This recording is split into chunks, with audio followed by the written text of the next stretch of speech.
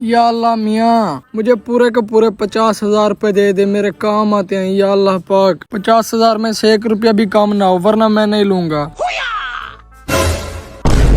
اتنے پیسے عمر ساری، یا اللہ پاک تیرا پتہ نہیں شکریہ ادا کیسے کروں، پورے کے پورے 50,000 روپے ہیں۔ پتہ نہیں آپ کون آئے گا دروازے پہ، جا کے دیکھتا ہوں۔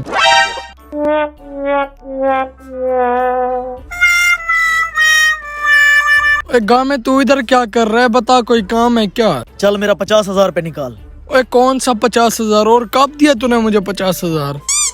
واہ بھائی واہ، جس ٹائم تو دعا مانگ رہا تھا نا کہ اللہ پاک مجھے 50,000 روپیہ دے دے، ان میں سے 1 روپیہ بھی کم نہ ہو، تو اوپر سے میں نے پیسے پھینکے تھے، جلدی کر نکال میرے 50,000 روپے۔ تو خدا کو اپنے ساتھ کمپیئر کر رہا ہے، تجھے شرم نہیں آتی؟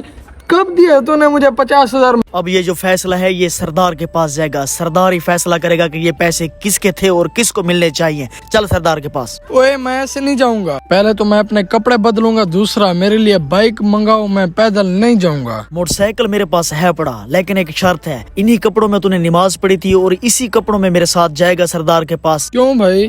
چل سردار کے پاس چل، انہی کپڑوں کی جیب میں تو نے پیسے ڈالے تھے نا میرے۔ او بھائی پہلے میں کپڑے بدلوں گا۔ کپڑے شپڑے نہیں بدلنے، انہی کپڑوں کے ساتھ چل سردار کے پاس۔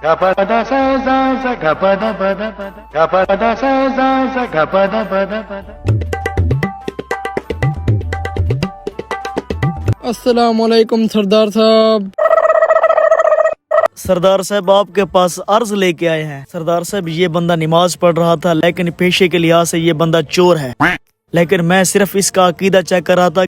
سردار صاحب میں اسے آزما رہا تھا کہ اس نے چوری والی عادتیں چھوڑ دی ہیں کہ نہیں چھوڑی۔ اس نے دعا کے لیے ہاتھ اٹھائے تو میں نے اوپر سے 50,000 روپے پھینک دی جو اس کے ہاتھوں پر گرے ہیں۔ اب یہ قابو ہو گیا، میرا 50,000 واپس نہیں کر رہا تھا۔ میں نے اسے سمجھایا کہ اوپر سے میں نے پیسے پھینک کے چھت سے، لہٰذا میرے پیسے واپس کر دے، لیکن یہ بندہ قابو ہو گیا، میرے 50,000 روپے نہیں دے رہا۔ سردار صاحب شفقت فرمائے، میرے 50,000 روپے لے دے میرے۔ سردار صاحب اصل میں بات یوں ہے کہ میں نماز پڑھ رہا تھا، میرے دروازے پہ اچانک دستک آئی تو میں باہر نکلا تو اس نے میرے اوپر الزام لگا دیا کہ تو نے میرے 50,000 روپے دینے ہیں۔ سردار صاحب اب آپ خود فیصلہ کریں کون ٹھگ باز ہے۔ سردار صاحب میں تو اسے آزما رہا تھا کہ اس نے چوری ڈکیٹی چھوڑ دی ہے کہ نہیں چھوڑ دی، میں تو غریب بندہ ہوں سردار صاحب، یہ تو میرے پیسوں پر قابو ہو گیا ہے، آپ انصاف کریں۔ سردار صاحب اب دیکھنا کہ یہ بندہ کہے گا کہ یہ بائک بھی میری ہے۔ ہاں یہ موٹر سائیکل میری ہے سردار صاحب، میں اپنے ساتھ لے کے آیا ہوں۔ اب دیکھا سردار صاحب اب آپ خود فیصلہ کریں۔ اب تو یہ بھی بولے گا کہ یہ گھڑی بھی میری ہے۔ سردار صاحب یہ گھڑی میری ہے۔